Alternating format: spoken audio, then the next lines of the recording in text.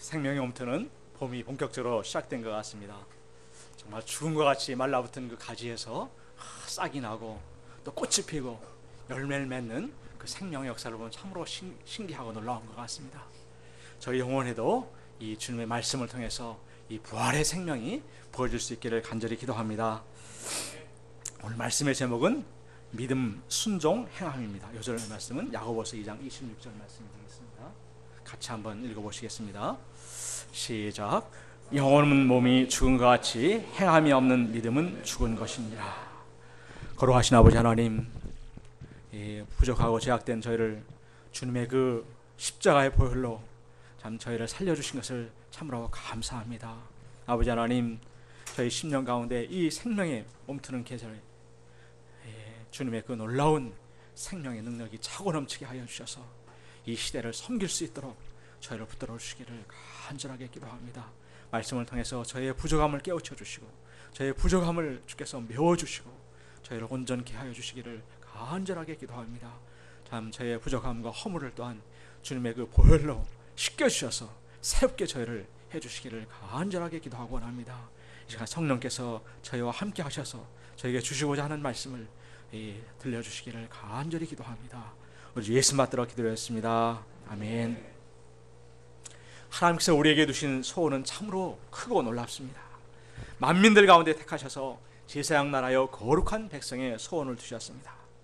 그리고 하늘과 땅의 모든 권세를 가지신 주님께서 우리에게 세상 끝날까지 함께 하시겠다고 약속하셨습니다. 따라서 우리는 그 주님의 함께 하심으로 인하여서 가장 든든하고 영적으로는 부요하고 풍성한 자들이 되어야 마땅합니다. 그리고 받은 바 귀한 영적인 축복들을 굶주린 영혼들에게 나눠줄 수 있어야 합니다. 그런데 왜 실제 삶에서 우리는 흥부처럼 너무나 가난한 삶, 별로 나눠줄 것이 없는 그런 비난한 그런 살림살이를 살게 되는 것입니까? 우리는 로마서와 갈라디아서를 통해서 믿음의 중요성에 대해서 많이 배워왔습니다.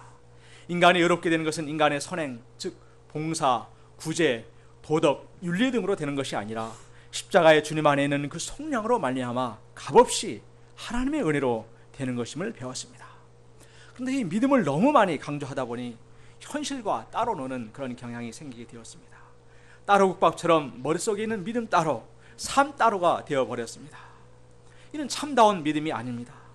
야고보는 신자들의 믿음을 참된 믿음과 거짓된 믿음으로 나누어 말하고 있습니다. 그리고 삶이 따르지 않는 그런 믿음을 거짓 믿음이라고 말하고 있습니다.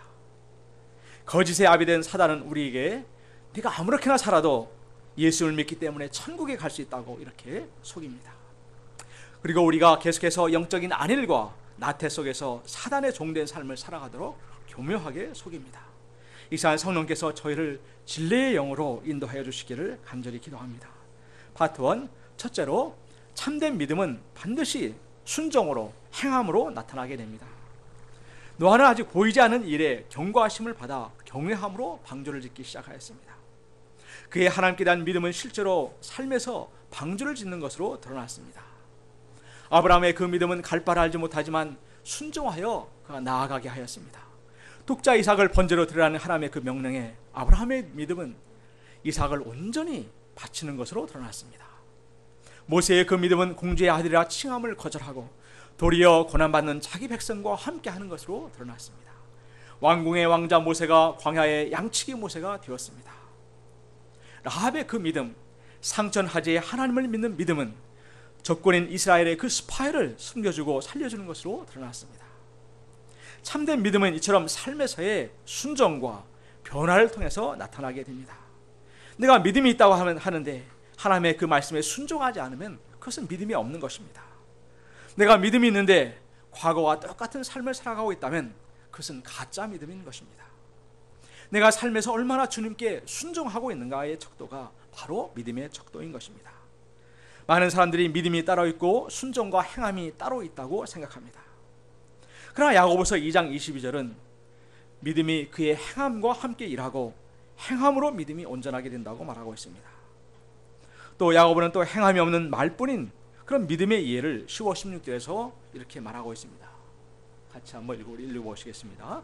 시작. 만일 형제나 자매가 헐벗고 유량한 양식이 없는데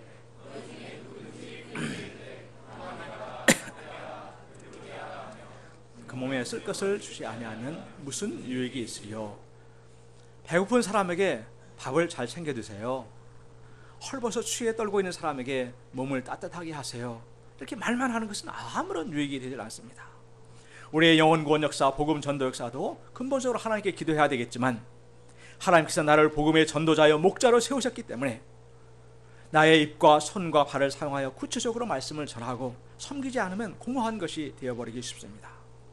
야고보서 2장 26절은 영혼 없는 몸이 죽은 것 같이 행함이 없는 믿음은 죽은 것이라고 말하고 있습니다. 몸에서 영혼이 떠나면 그 사람은 죽은 사람입니다. 실제 삶에서 행함이 없는 자는 바로 이와 같이 그 믿음이 죽은 사람임을 말해주고 있습니다. 18세기의 근대 선교의 불길을 일으킨 윌리엄 캐리는 19세의 나이에 한 기도 모임에서 히브리서 13장 13절 말씀, 그런즉 우리도 그의 치욕을 짊어지고 영문 밖으로 그에게 나아가자 라는 그 말씀을 심령에 깊이 영접하게 되었습니다. 그는 이 한마디 말씀을 통해서 그동안 세상과 타협하여 살던 뜨뜻미지근한 신앙을 회개하고 그리스도를 배척하는 이 세상에서 그리스도와 함께 고난과 능욕을 받고자 분명한 결단을 하게 되었습니다. 그리고 그의 전상회를 그리스도께 헌신하겠다고 기도하였습니다. 그는 세계선교에 대한 심정과 열정에 불타서 그 어느 날 목사님들의 모임에서 해외 선교에 대한 그의 원대한 계획을 열변을 토하며 말했습니다. 그러자 한 원로 목사가 일어나서 그에게 말하였습니다. 여보게 젊은이, 그만 열내고 자리에 앉게나. 만약 하나님께서 이방인들을 개종시키려고 한다면 자네나 우리 도움 없이도 얼마든지 하실 수 있을 것세 라고 말하였습니다. 그러나 그의 마음에 타오르는 세계선교에 대한 비전과 성령의 불길은 더욱더 크게 타올랐습니다. 그는 늘 다음과 같은 말을 하고 다녔습니다. 우리 재환 목자 한번 좀 크게 한번 읽어봐 주실래요? 하나님으로부터 위대한 일을 기대하라. 하나님을 위해 위대한 일을 시도하라. 영어로도 한번 읽어 주실래요?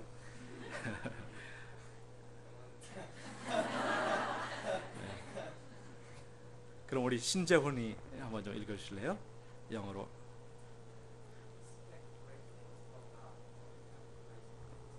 예, 감사합니다. 하나님부터 위대한 일을 기대하고 시도하라는 것이었습니다. 많은 사람들은 지금은 하나님의 때가 아니라고 했지만 그는 지금이 바로 하나님이 나와 당신을 통해서 위대한 세계선교 역사를 이루실 것임을 역설하였습니다. 그는 32세의 나이에 인도의 자비랑 선교사, 우리 UFO 선교사님들처럼 그렇게 나갔습니다. 당시 인도는 남편의 죽으면은 아내는 그 사티라는 그 제도에 따라서 함께 불에 타 죽어야만 했습니다.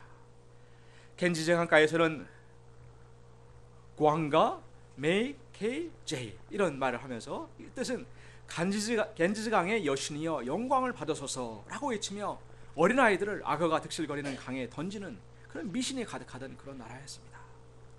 인도를 지배하고 있던 동인도 회사가 선교를 절대 금했기 때문에 그는 말라리아가 창궐 하는 내륙으로 옮겨가야만 했습니다. 아내와 큰아이 2명은 이질에 걸렸고 그중 한 아이를 잃게 되었습니다. 그의 아내는 정신병에 걸리기도 하였습니다. 열대 기후와 입에 맞지 않는 음식들도 고난이 되었습니다. 그는 멋지게 선교를 하려던 그의 이상이 산산조각이 나는 아픔을 겪어야만 했습니다. 그러나 그는 그의 일기장에 이렇게 적었습니다. 하나님은 부요하신 분이시며 약속에 신실하신 분이십니다.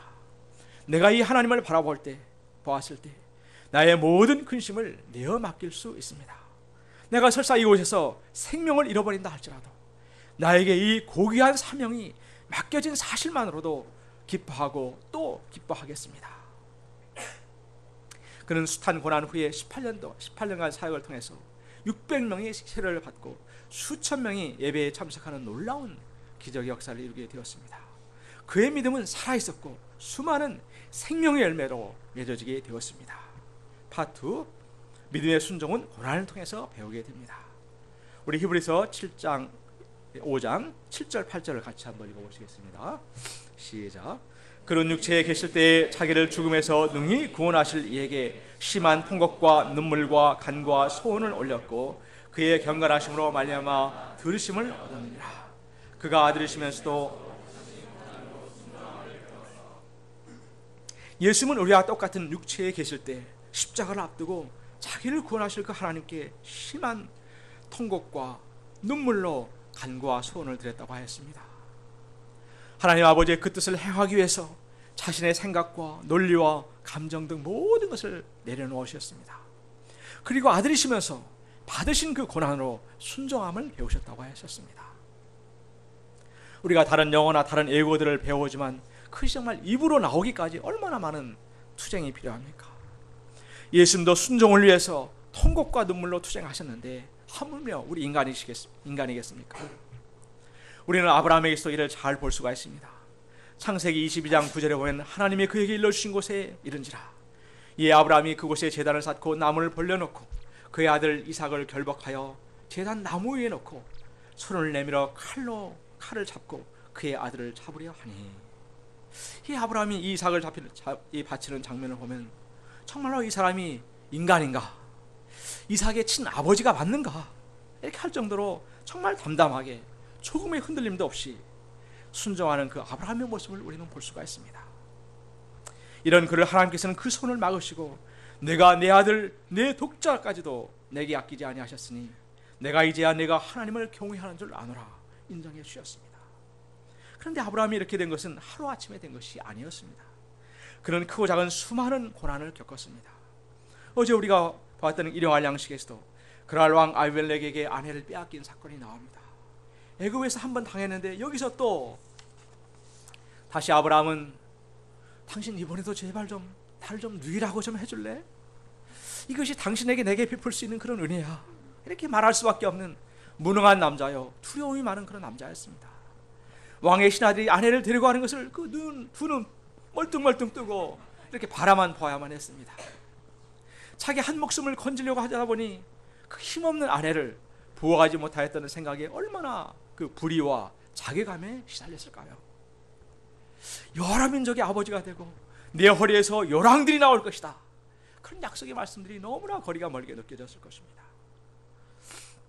유일한 식구인 아내도 빼앗기고 독수공방에 눈물을 뚝뚝 흘리고 있는 이 아브라함을 하나님께서는 그냥 버려두지 않으셨습니다.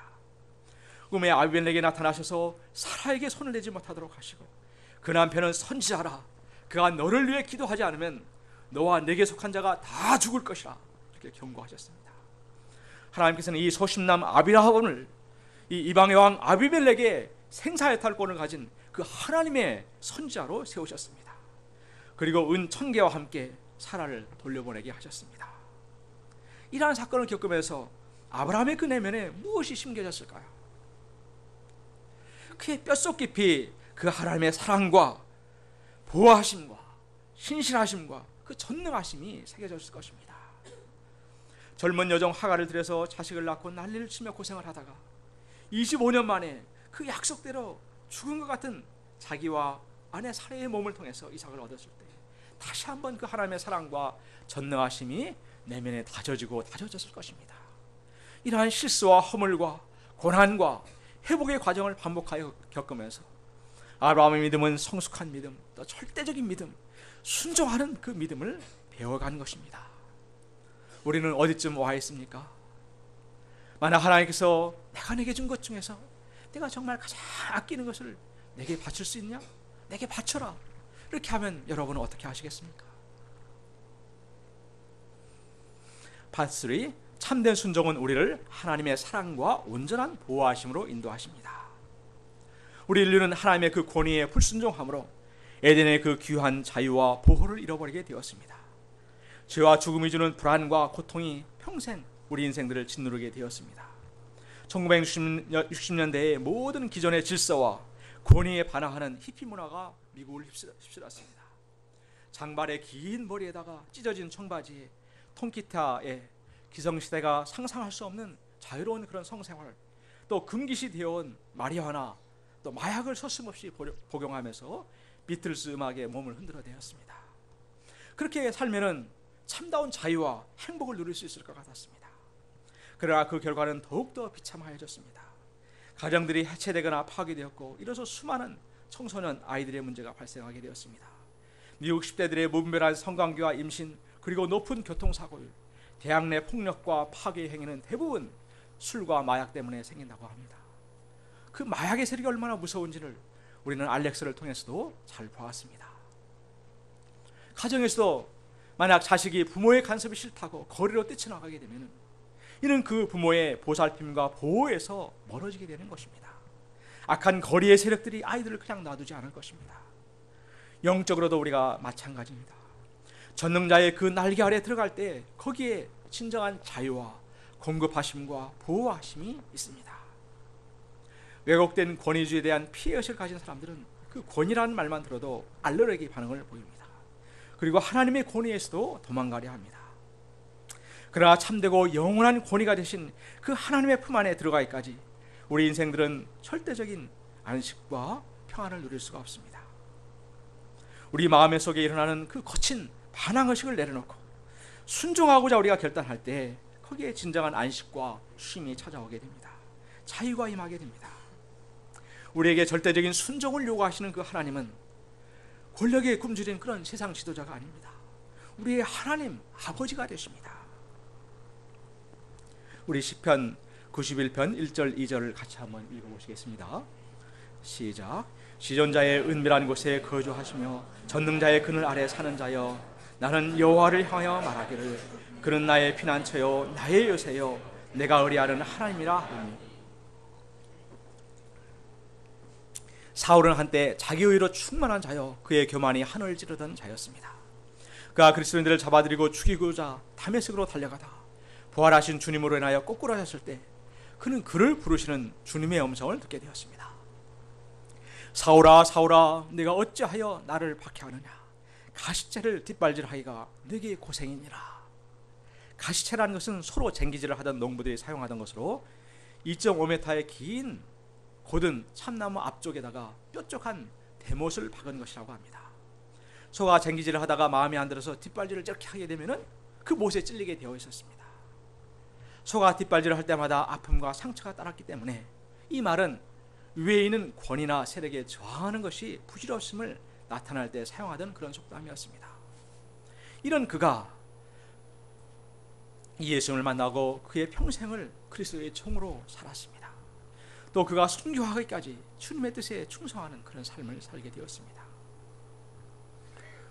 우리 사무엘서의 사울은 어떠합니까? 그는 하나님의 일방적인 주권과 택함으로 이스라엘의 초대 왕이 되었습니다. 처음 그가 사무엘로부터 기름 부음을 받았을 때 그의 고백은 나는 이스라엘 중에서 가장 작은 지파 베냐민 사람이 아니니까, 또 나의 가족은 베냐민 지파 모든 가족 중에 가장 미약하지 아니하나이까 라고 하던 자였습니다. 모든 사람들이 그를 왕으로 추대하려고 모였을 때도 그는 짐들 사이에 숨어있을 정도로 자신을 작게 여기던 그런 겸손한 자였습니다.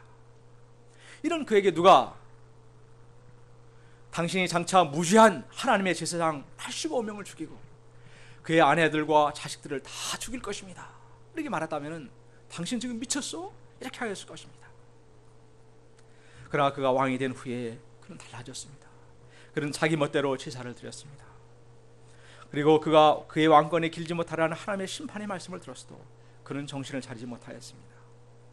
하나님께서 그에게 아멜렉을 치라, 그의 모든 소유를 진멸하라 명령하셨을 때도 그는 자기 멋대로 아말렉 왕을 살리고 좋고 기름진 소, 어린 양과 좋은 것들을 다 남겼습니다. 그리고 사무엘에게 내가 여호와의 명령을 행하였나이다 라고 의기양양하게 말하였습니다. 그는 90% 정도의 순종하는 것으로 생각하였습니다. 형편에 따라 대충 순종하는 것이 습관이 되어버렸습니다. 순종이 제사보다 낫고 듣는 것이 순양의 기름보다 나으니 이는 거역하는 것은 점치는 죄와 같고 완고한 것은 사신 우상에게 절하는 죄와 같으니 하는 그 책망의 음성을 듣고도 회개하지 않고 나름대로 변명으로 일관하였습니다. 이러한 그의 태도는 그를 세우신 하나님의 그 권위를 깊이 인정하지 않는 것이었습니다. 멸시하는 것이었습니다. 이는 그가 모든 권위의 근원이 되신 하나님의 그 보호와 품을 스스로 차버리고 나간 것과 같습니다. 그가 거역한 후에 얼마 지나지 않아 악령이 그에게 들어와 그를 괴롭히고 번뇌케 하였습니다. 악령은 사울을 조종하며 온갖 질투와 분노, 증오와 다툼, 살인과 미혹의 삶으로 그를 몰아갔습니다. 그는 극도의 불안감으로 밤에 변장을 하고 무당을 찾아가 할 정도로 피폐한 삶을 살다가 결국에는 그의 아들과 함께 비참하게 적들의 칼에 죽게 됩니다. 하나를 주면 열을 빼앗아 간다는 그런 말이 있습니다. 불순종이라는 것이 바로 이와 같습니다. 거대한 제방이란 작은 구멍 하나를 회개함으로 재빨리 메우지 않으면 시간이 지날수록 그 구멍은 점점 더 커지게 됩니다. 마침내는 거대한 댐의 제방을 홍수 같은 그 힘으로 무너뜨려 버리게 됩니다. 파트 4. 참된 믿음은 하나님께서 세우신 모든 권위에 순종하게 합니다. 교회에서 가끔 하나님께는 순종하겠는데 사람에게는 순종하지 못하겠다는 말을 하기도 합니다. 그 사람에게 내가 잘못했기 때문에 못하겠다고 합니다. 이것이 양이 목자에게 하는 말이 될 수도 있고, 심하면 자녀가 부모에게 반발하며 하는 말일 수도 있습니다. 그러나 로마서 13장 1절은 이렇게 말하고 있습니다. 각 사람은 위에 있는 권세들에게 복종하라. 권세는 하나님으로부터 나지 않음이 없나니 모든 권세는 다 하나님께서 정하신 바라 말하고 있습니다. 우리가 아는 성경의 그 한나를 보십시오. 우리가 아는 것처럼 그녀는 여자로서 아기를 낳지 못하는 치명적인 약점을 갖고 있었습니다. 나중에 후처로 들어온 브린나가 그녀의 속을 빡빡 긁어놓자 그녀는 통곡할 수밖에 없었습니다. 기도를 너무 한 나머지 소리가 들리지 않고 입술만 움직이고 기도하는 그 한나를 제사장 엘리는 내가 언제까지 취하여 있겠느냐, 술을 끊으라고 이렇게 몰아붙였습니다. 가장 고통스러운 그 순간에 금식하며 부르짖어 기도하는 그녀를 술꾼으로 몰았으니 이 얼마나 기가 막히고 상처가 되었겠습니까? 한나는 이 사람이 정말 제사장 맞아? 이렇게 고통하는 사람을 알아보지도 못하면서 어떻게 하나님의 사람이라고 말할 수 있는가 하며 굿바이를 선언할 수도 있었습니다. 아니면 면전에서는 못해도 뒤에서 뒷담화를 이렇게 깔 수도 있었습니다. 그러나 이렇게 심한 모욕을 들은 한나의 그 대답이 무엇이었습니까? 우리 사무엘상 1장 15, 16절을 같이 한번 읽어보시겠습니다. 시작. 한나가 대답하여 이르되 내 주여 그렇지 아니하냐이다. 나는 마음이 슬픈 여자라.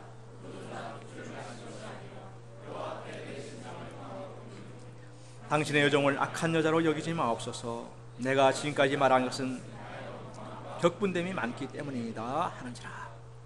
그는 자신에게 상처를 준 엘리의 말과 행동을 문제 삼지 않았습니다. 자신이 그러한 여자가 아니라는 것을 알리는 것 외에 선을 넘지 않았습니다. 어떻게 그녀가 이렇게 감정을 참고 이렇게 말할 수 있었을까요? 한나는 참으로 생각하면 생각할수록 놀라운 여인입니다.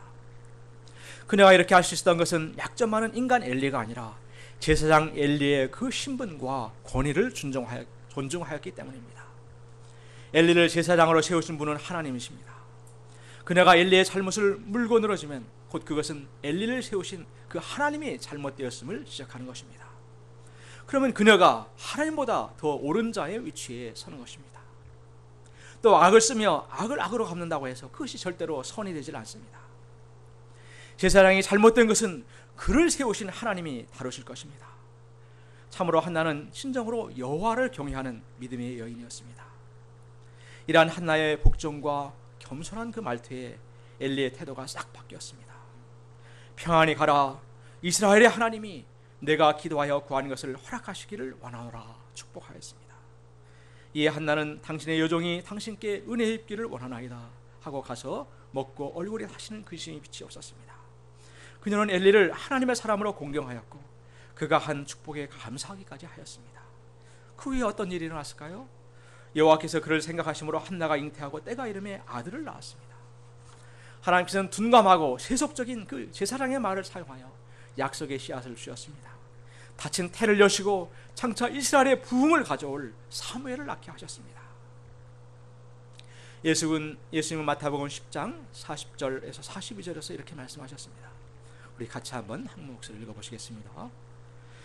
시작. 너희를 영접하는 자는 나를 영접하는 것이요 나를 영접하는 자는 나를 보내신 이를 영접하는 것이라. 선자의 이름으로 선자를 영접하는 자는 선자의 상을 받을 것이요 의인의 이름으로 의인을 영접하는 자는 의인의 상을 받을 것이요 또 누구든지 제자의 이름으로 이 작은 자 중에 하나 냉수한 것을 주는 자는 내가 진실로 너에게 이르노니 그 사람이 우리가 내 위에 계신 목자님들을 하나님께서 보내신 그 분으로 영접하게 되면 그에 상하는 상을 내가 받게 됩니다. 내가 그 권위를 무시해버리면 결국엔 내가 아무런 축복과 상을 받지 못하게 됩니다. 결국 자기가 손해인 것입니다. 예수님이 자라난 마을의 사람들은 유독 예수님을 배척하였습니다. 그들은 이 사람이 마리아 아들 목수가 아니냐? 그 형제 누이들이 우리와 여기 함께 있지 아니하냐? 말하며 무시하였습니다. 예수님께서는 선자가 자기 고향과 자기 친척과 자기 집 외에서는 존경을 받지 못함이 없느니라 하시고 거기서는 아무 권능도 행하실 수가 없으셨습니다. 반면에 마태복음 8장에 보면 한 로마의 백부장이 예수님께 나와 중풍병으로 괴로워하는 자기 하인을 고쳐달라고 간구하는 장면이 나옵니다. 예수님은 내가 가서 고쳐주리라 하셨습니다. 예수님은 그 집에 가실 의향도 있으시고 갈 준비도 되어 있었습니다. 그러나 백부장은 주여 내 집에 들어오심을 나는 감당하지 못하겠사오니 다만 말씀만 하옵소서. 그러면 내 하인이 낫겠사옵나이다 말하였습니다. 놀랍게도 백부장은 이는 너무나 황송한 일이라며 오지 마시기를 간구하였고 그 자리에서 그냥 명령만 내려달라고 하였습니다. 그러면 하인이 나을 것이라고 말하였습니다. 그는 그 근거로 나도 나무에 수하에 있는 사람이요 내 아래에 군사가 있으니 이더러 가라 하면 가고 저더러 오라 하면 오고 내 정도로 이것을 하라 하면 하나이다 말하고 있습니다. 로마의 한 군단에는 군사가 6,000명이 있었습니다. 한 군단 내에는 이 군단 사령관에게 보고하는 백부장이 60명이 있었고 각 백부장의 휘하에는 100명의 군사들이 있었습니다. 그가 위에 있는 사령관에게 복종하는 사람이었기 때문에 그만큼 그도 아래에 있는 병사들에게 충성과 복종을 받고 있었습니다. 그의 말은 저는 권위 아래에 있습니다.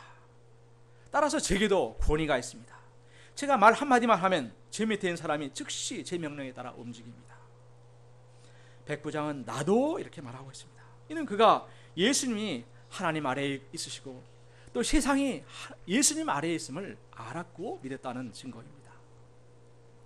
그는 예수님이 가신 그 권위에 대한 믿음이 있었습니다. 그래서 예수님이 명령만 하시면 질병도 순종할 것임을 알았습니다. 이는 그가 권위 아래에서 순종하는 삶을 살았고 그 권위를 삶에서 체험해왔기 때문에 이런 놀라운 믿음의 말을 할 수가 있었습니다.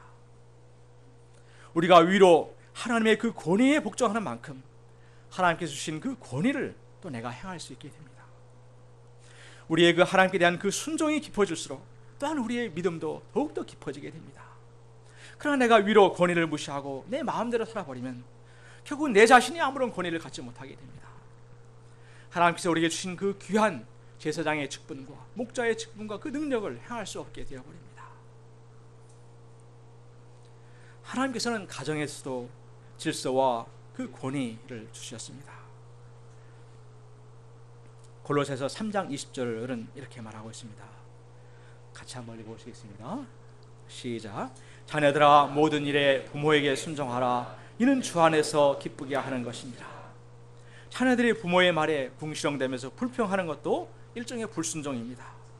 그렇게 불평하는 것은 아빠 엄마가 나를 가르치는 그런 방식이 나는 마음에 안 들어.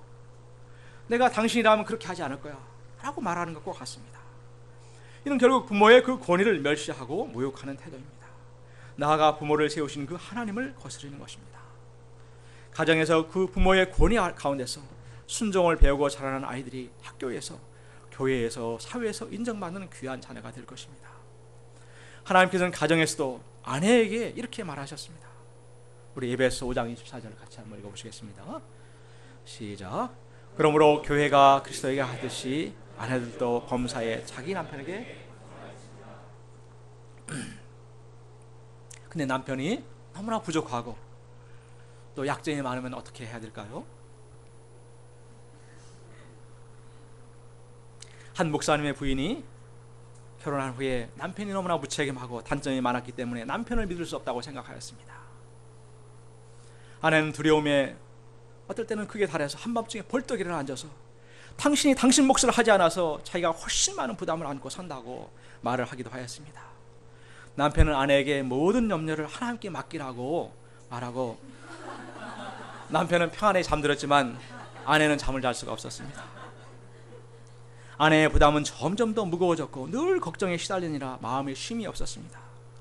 샤워를 하면서도 남편에 대한 불평을 하나님께 쏟아놓았습니다. 이런 그녀에게 하나님께서는 음성으로 찾아오셨습니다. 너는 남편이 훌륭한 지도자라고 믿느냐? 물었습니다. 그녀는 아니요, 천만에요. 저는 남편을 믿지 않아요. 이렇게 대답하였습니다. 하나님께서는 그녀에게 너는 남편을 믿을 필요가 없다. 나만 믿으면 된다. 너는 남편이 이 집의 머리의 역할을 제대로 하지 않는다고. 또 내가 더 잘할 수 있을 것이라고 생각하지. 너의 긴장과 불안은 스스로 가정의 머리가 되려고 해서 생긴 중압감과 짐이란다. 그녀는 남편에 대한 불신은 곧 남편을 세우신 하나님께 대한 불신임을 깨닫게 되었습니다. 그리고 울면서 남편에게 용서를 구하였습니다. 참으로 몇 년 만에 처음으로 집안에 참 안식과 평안이 찾아오게 되었습니다. 그 후로도 남편은 실수를 하였습니다. 그것도 많이 하였습니다. 그러나 그러할 때도 아내가 하나님의 그 명령에 복종할 때 신이 하나님께서는 아내를 지켜주셨고 아내에게 평안을 주셨습니다. 우리가 방금 살펴본 아브라함이 그 아내를 누이라고 속일 때 사라는 남편을 겁쟁이라고 무시하지 않았습니다. 쪼다라고 무시하지 않았습니다. 주라고 칭하고 그의 결정에 순종하였을 때 친히 하나님께서 사라를 보호해 주신 것을 우리는 볼 수가 있었습니다. 베드로전서 3장 5절 6절을 같이 한번 읽어보시겠습니다. 시작. 전에 하나님께 소망을 두었던 거룩한 부녀들도 이와 같이 자기 남편에게 순종함으로 자기를 단장하였나니 사라가 남편을 주라 칭하여 순종과 같이 너희는 선을 행하고 아무 더러운 일에도 놀라지 않는 그의 딸이 된 것입니다. 믿지 않는 불신자 남편을 둔 한 부인이 있었습니다. 그녀는 몇 년 동안 남편의 전도를 위해서 애써왔습니다. 남편이 일하는 곳에 위에 전도지를 이렇게 올려놓고 침대 머리맡과 즐겨 앉는 곳에다 성경책을 다 이렇게 갖다 놓았습니다. 커피 탁자에다는 기독교 잡지를 올려놓았습니다. 가정의 사람들을 초대할 때도 언제나 남편의 믿음이 좋아 보이는 그런 가정들을 초대해가지고 그 남편들이 좀 남편을 전도해 주기를 바랬습니다. 그런데 어느 날 그녀는 주님의 음성을 듣게 되었습니다. 내가 남편의 구원을 언제까지 가로막고 있을 작정이냐. 여자는 깜짝 놀랐습니다. 제가 남편의 구원을 가로막고 있다니 라고 반문하였습니다. 주님께서는 남편에게 설교하고 억지로 그런 상황을 만들어가는 것이 하나님의 그 뜻이 아님을 일깨워 주셨습니다. 주님께서는 베드로전서 말씀으로 그녀를 일깨워 주시고 전도지, 잡지, 성경책을 다 치우도록 하셨습니다. 부부들을 전략적으로 초대하는 일도 그만두도록 하셨습니다. 그녀는 후에 이렇게 간증하였습니다. 저는 그냥 남편을 사랑하고 남편에게 복종했어요.